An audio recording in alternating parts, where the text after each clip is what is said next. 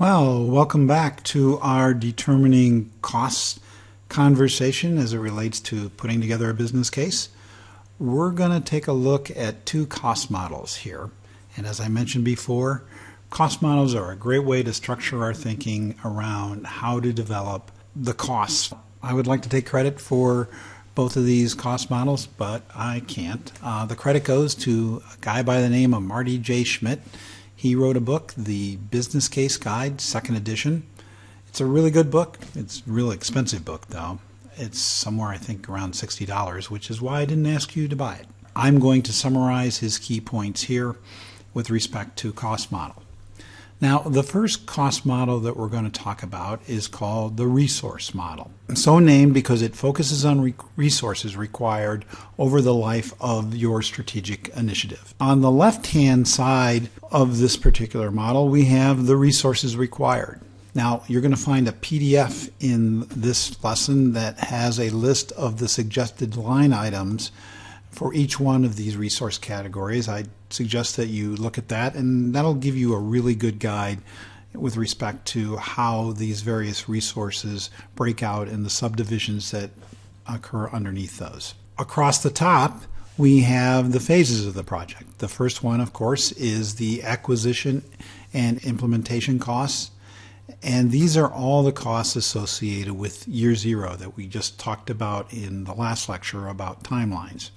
Now, you might want to further break out the implementation costs by milestone, as we mentioned as well. Operation costs are all the recurring costs that occur after launch. Growth and change costs are those costs that you anticipate as your strategic initiative matures.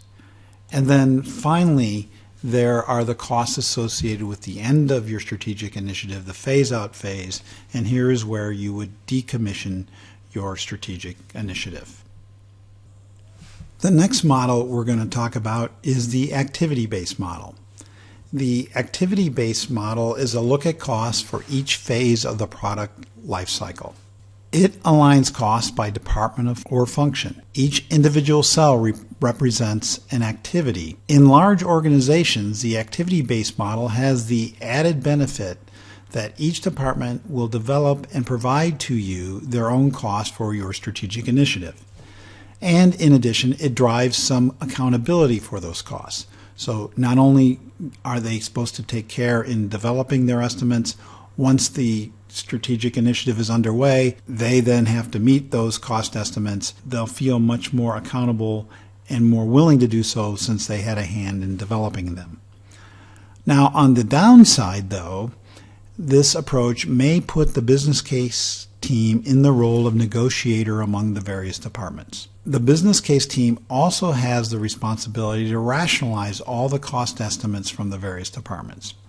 You have to watch out for double counting and miscost, because one function may assume that another function will pick up some costs and therefore not include it in their estimate. The opposite case, both departments might include the costs, inflating your overall cost estimate for your strategic initiative. Because of this, when you use this approach, you should ask each department for a line item budget by phase. And let's take a look at each of those phases. Research includes much of the work that we're doing now in the business case. It identifies customer needs, it looks at trends, it looks at what the product will be like in the future, it analyzes the competition, and it does a lot of the groundwork to justify and to understand the nature of the strategic initiative. Development includes the items that we previously mentioned in the development phase when we were talking about timeline. Put together, the research and development costs represent the year zero costs. Production costs include what it takes to produce and launch the product or service. And then support items include those items we typically think of customer service, handling complaints and inquiries, the help desk, troubleshooting, on-site support, things of that nature. The production and support costs taken together represent the costs associated with years 1 through the end of the product's or service's life. Lastly, we come to the costs associated with decommissioning the product or service. Now, all good things must come to an end, and this is where we identify those costs associated with turning the strategic initiative down. Okay, so now you have some information about cost models. You have a way to structure your thinking about how to organize costs for your business case. But where does one actually find the information for the cost model? Well, the first place to look is internally. A company's accounting system contains a wealth of information. Salary costs, past expenditures on similar projects are all contained in the company's accounting system. Some companies may even have an activity-based cost system. Now, that's a bit beyond the scope of our course, but an activity-based cost system provides standard costs for just about everything a company does. This is pretty common in manufacturing companies. Please understand, regardless of where you get your information internally, that a company's accounting system is historical. Beware of the past is prologue trap. As with benefits, a good old-fashioned internet search can also provide cost information. You can find price lists online. Government and professional organization websites are chock full of cost information. Benchmarking works with costs as well as benefits.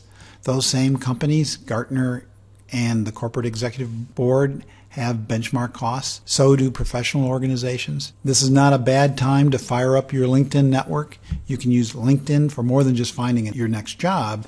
It can connect you with others who might be able to provide you benchmark information with respect to costs. You can also solicit information from vendors through a formal request for proposal or a request for information. Here, you provide requirements and get back a bid on what your strategic initiative may cost. You should ask for and expect more than simply cost, however. You should get a full set of qualifications and specific responses of how they'll meet your needs and how they will actually deliver upon your strategic initiative. Now, an RFP is more formal and signifies an intent to purchase. So if you issue an RFP, you're pretty much signaling to the market that you're actually going to buy something. An RFI is a bit more informal. It's simply a request for information, basic information.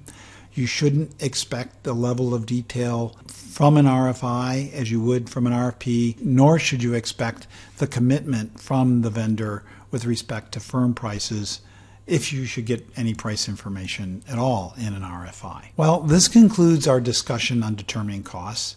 Now you should have a framework by which you can work through the cost estimates for your strategic initiative and start to put together the cost associated with your business case.